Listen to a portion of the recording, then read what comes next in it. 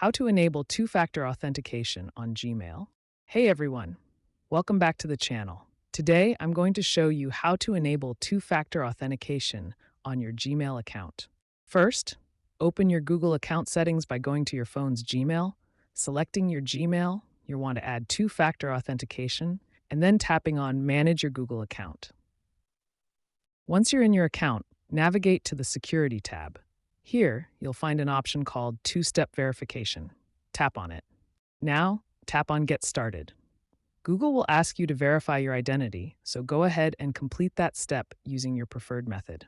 Next, enter your phone number when prompted and wait for the verification code to arrive. Once you receive it, enter the code to verify your number. After your number is verified, you'll see options to set up backup methods like backup codes or an authenticator app. These extra steps are important in case you ever lose access to your phone. And that's it. You've now added an extra layer of security to your Gmail account with two-factor authentication. If you found this video helpful, please like, comment, and subscribe for more quick tech tips. Thanks for watching.